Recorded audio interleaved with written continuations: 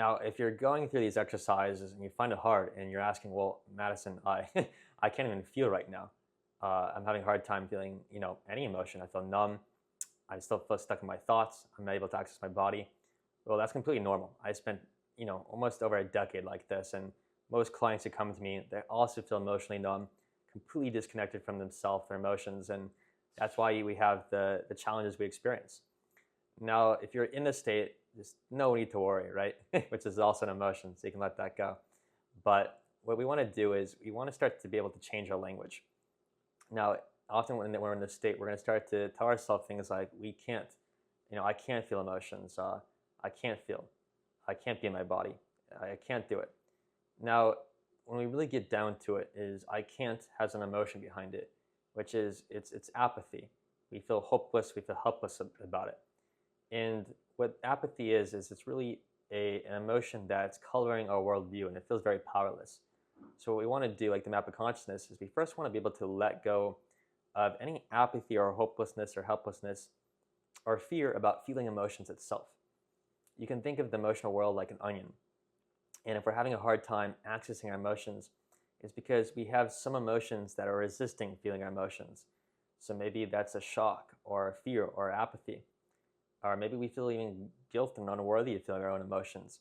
So what we want to do is we want to, like an onion, we want to feel the outer layer first and pop that off.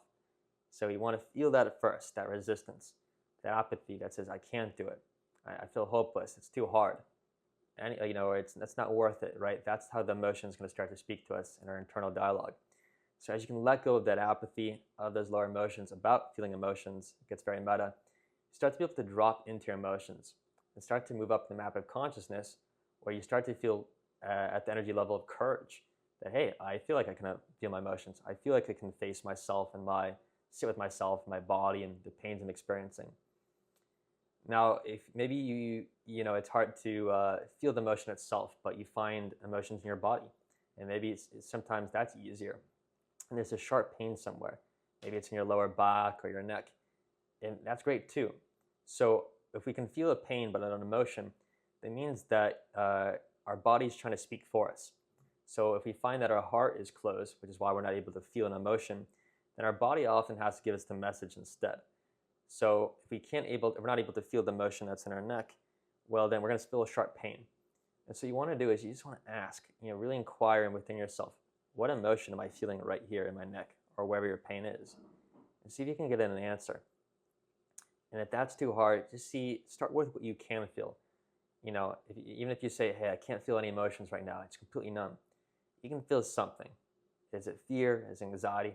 Is it frustration that you can't feel itself? So start there with what you can feel and just keep chipping away. Keep letting go of whatever emotions you can feel. And your mind might say, hey, this isn't working, this is too slow. But that's just the fear talking, it's ego talking. Keep marching forward and keep going. Ultimately, the reason we shut off our ability to feel is we associate feeling with danger, that it's not safe to feel. And maybe it wasn't safe for you to feel growing up. Maybe if you expressed anger or fear, you'd get judged, and that might leave us in a very hard state. So when it comes to feeling our emotions, you want to start off with find yourself in a safe place. Maybe that's in your own room, with beautiful music on, with the candle written and great music, calming music. Maybe it's in nature. But when you're doing this work, you want to start out with is just create a safe space for yourself. Often we got these emotions locked up in us since we're children. We said, hey, there's Pandora's box. We're going to put all the emotions in there, store them in there, and we're never going to look at them again. And obviously what we're doing now is we're taking the lid off, and that can be very scary for a lot of us. And if we're not able to feel, it's because some early part of us is holding onto the lid, saying, no, let's keep it shut. I don't want to go there and open it up. So the more that you can provide safety to yourself and just be patient and calm with yourself about feeling emotions, the more that you're going to be able to actually surface them. And if you go into this work, saying, hey, I need to heal, I need to be better, I need to get this accomplished, that energy can be kind of counterproductive because it doesn't come from that safety, that curiosity that's so good at actually having the compassion to face your emotions. So we also want to, when we go into this work, see, hey, can I come into this work because I love myself, not because I'm broken and I need to get better. But see if just by can switch your language and your attitude about why you want to heal. And then the part of you, your body, your mind, your inner child, is going to start to open up a little easier. These emotions will be much easier to access and to be let go of.